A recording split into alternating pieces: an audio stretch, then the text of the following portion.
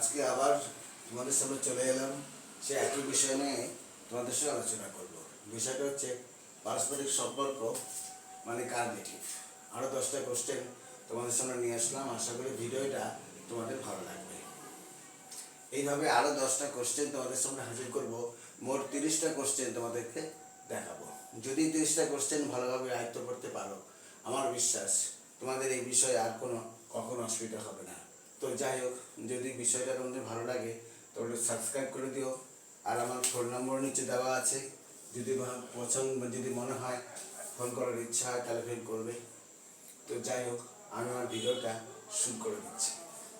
প্রথম question, as far as I am remember, as far as I am remember, আমার মনে হয় he was here yesterday, গতকাল তিনি এখানেই ছিলেন। এই যে as far as এই শব্দাংশটা এই দুটো সেন্টেন্সকে সংযুক্ত করলো। কি আই রিমেম্বার আর একটা হি ওয়াজ হিয়ার ইয়েস্টারডে, এই দুটো সেন্টেন্সকে সংযুক্ত করলো as far as। তাহলে as far as I remember he was here yesterday, আমার যতদূর মনে হয় তিনি গতকাল এখানে উপস্থিত ছিলেন। 2 নম্বর কোশ্চেন, আই ফিয়ার, এখানে শেষ হয়ে সেন্টেন্সটা, লেস্ট ইট মাইট রেইন, ভয় হয় পাছে বৃষ্টি পড়তে না আরম্ভ করে। ইট মাইট রেইন, লেস্ট মানে পাছে, লেস্ট ইট মাইট রেইন, পাছে বৃষ্টি না শুরু হয়ে যায়, আমার ভয় হয়। তাহলে এই একটা সেন্টেন্স, এই একটা সেন্টেন্স, এই দুটো সেন্টেন্সকে যুক্ত করলো লেস্ট। তাহলে প্রতিটা ক্ষেত্রে দেখতে পাচ্ছি এই শব্দাংশগুলো দুটো সেন্টেন্সকে যুক্ত করাই হচ্ছে এদের কাজ। তো I fear lest it might rain, ভয় হয় যে পাছে বৃষ্টি না পড়তে আরম্ভ করে দেয়। 3 number question, get the roof repaired before it should leak, ছাদটা সারিয়ে নাও, না হলে হয়তো জল পড়তে পারে। Get the repair, get the roof, রুফটা হচ্ছে ছাদ, repaired, get the roof repaired, ছাদটা সারিয়ে নাও, বিফোর ইট শুড লিক, অর্থাৎ ছাদটা লিক হয়ে যাওয়ার আগে তুমি ছাদটাকে সারিয়ে নাও। এখানে দুটো সেন্টেন্সকে যুক্ত করলো এই gate.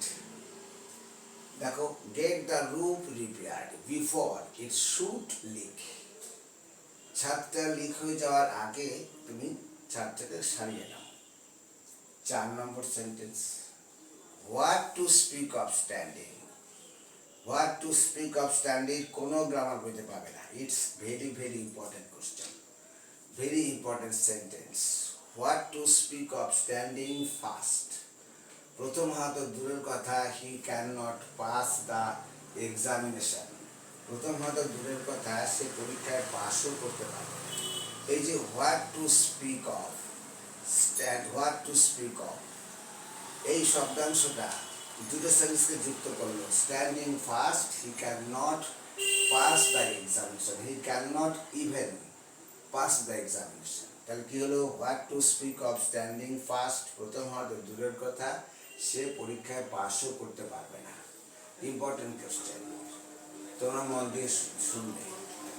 5 number, he is so ill that he can not rise from his bed, সে এতটাই অসুস্থ যে সে বিছানা থেকে উঠতে পারছে না। এই যে সো ইল, এতটাই অসুস্থ যে সে বিছানা থেকে উঠতে পারছে না। 6 number question, he works hard, he works hard, সে কঠোর পরিশ্রম করে। কেন? সো দ্যাট, যাতে, হি মাইট উইন এ প্রাইজ, যাতে সে পুরস্কার পেতে পারে, অর্জন করতে পারে।